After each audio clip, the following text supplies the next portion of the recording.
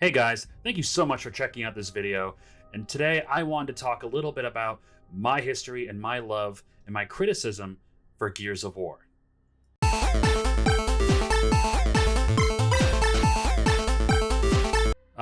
Gears of War, one of my all-time favorite video game series.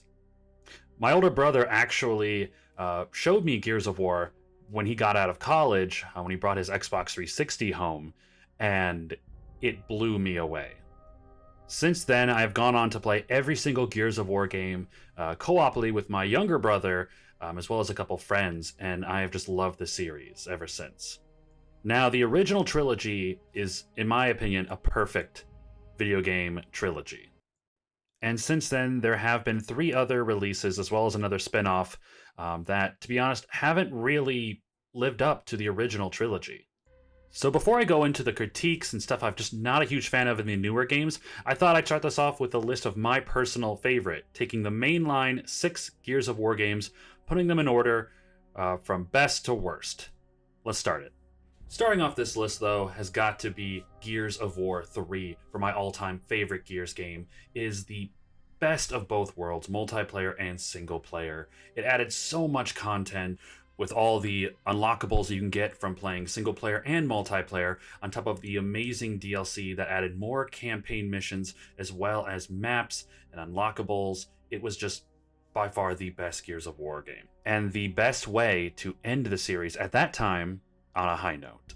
Following up that, though, my second favorite Gears game has got to be Gears of War 2. Now, everyone in the Gears community can agree that this game was the perfect sequel to a fantastic start of the Gears of War franchise, with some of the most memorable moments in the entire series. Non-stop action from start to finish. It is a perfect sequel in every way. And number 3 on this list has got to be the OG, the original Gears of War, giving us a glimpse of this dark, war-torn world that these soldiers must fight through. Was such an amazing experience as a kid, and giving me one of the greatest multiplayer co-op games I've ever played in my entire life. Now, number 4 on my list is the latest game in the franchise, Gears of War 5, or Gears 5 as they have now decided to call it. This was a difficult game to put on the list here because I'm very torn about this game. The intro is one of the greatest segments, in my opinion, of the Gears of War franchise. And as well as the ending has some really memorable moments and that amazing decision you have to make at the end, which could impact Gears 6 when it eventually comes out. But the middle, basically everything between the amazing intro and decent ending, is just bloated, boring, open world segments. On top of all of a sudden replacing the main character of JD with Kate Diaz, who in my opinion is not an improvement, in fact one of the worst parts of this game.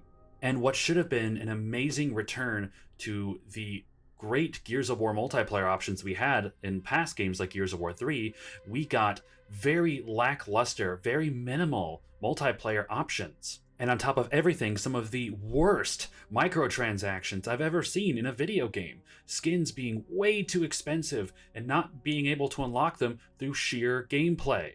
3 years later, though, in 2022, they have fixed a lot of things with the game. The multiplayer options are much better, including the very fun Escape multiplayer mode. It is definitely a good step in the right direction, but it still lacks in comparison to the original trilogy. Now, I know a lot of people are going to be very confused as to the placement of these last 2 games. But honestly, after replaying both of these games very recently with my little brother, I can confidently say that I had way more fun playing Gears of War Judgment than I had through the slog of Gears of War 4. Gears of War Judgment has a very interesting story.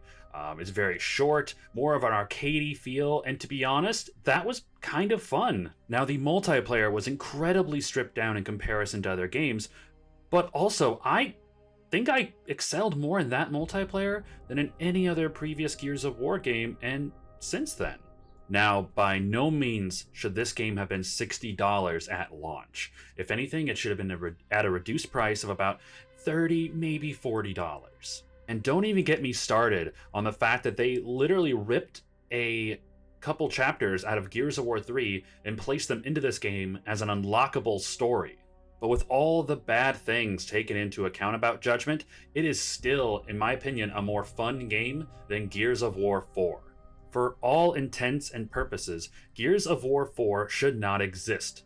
Gears of War 3 wrapped up the trilogy in such an amazing way, everyone should have gotten a happy ending. Instead, we get a continuation of the story, which seems to take a lot of cues from the latest Star Wars movie, The Force Awakens. And if you don't believe me, look at this. 3 new characters, beginning a story that takes place 20 plus years after the original trilogy ends, getting help from the old original characters of that said trilogy, with a story focusing on the new female character with a mysterious past, who you find out later is the granddaughter of the big bad of the previous trilogy. Overall, Gears of War 4 is at the end of this list because it just really didn't need to exist. I mean, I'm happy we have more Gears of War games to play, but I think the fandom would have been a lot happier with more side stories, stuff that happened that we didn't see off screen during the Locust War. To be honest, the Swarm are not compelling enemies, they pale in comparison to the Locust, and the motivation to play these games is just not there like it was with the original trilogy. And don't get me started on all the loot boxes that were in this game during that crazy time where every game needed to have a loot box. So leveling up and getting new cosmetics and unlockables was all stuck behind loot boxes. At the end of the day, Gears of War 4 is still a solid game in comparison to a lot of other games out there. It's just, in my opinion, the worst Gears of War game. Now that we have to look forward to Gears of War 6 in the near future, I really hope the Coalition can bring back the essence of why we love Gears of War and why we fell in love with the original trilogy. We want that dark, gritty, brothers in arms against an unspeakable, incredibly powerful enemy. We want interesting and unique characters that we care about, like the Cole Train, baby! Dom and his search for his missing wife. Ty, the spiritual but badass warrior. There are so many amazing, memorable characters, like Sam, Anya, the Carmine brothers, Bernie, Lieutenant Min. There's so many, and I could go on and on about even more characters that just stand out in the Gears of War franchise. And unfortunately, these new characters just don't have that same charisma. The coolest thing about JD is the fact that he's Marcus's son. And when he finally gets some actual character development, they quickly toss him to the side to make room for the new main character, Kate Diaz. And to be honest, Kate Diaz is kind of a whiny, self-entitled character that feels very forced into the role as a main character.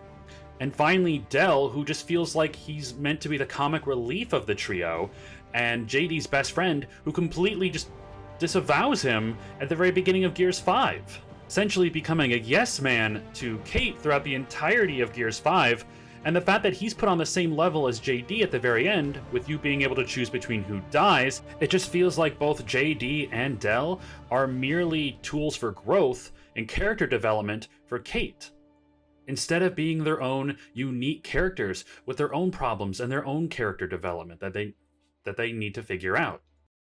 On top of fixing the problems with the single player and the characters, they really need to fix the multiplayer.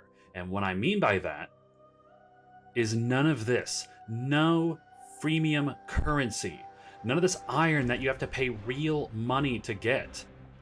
All of this, all of the cosmetics need to be available and unlockable through gameplay. Or at the very least, you can have both options.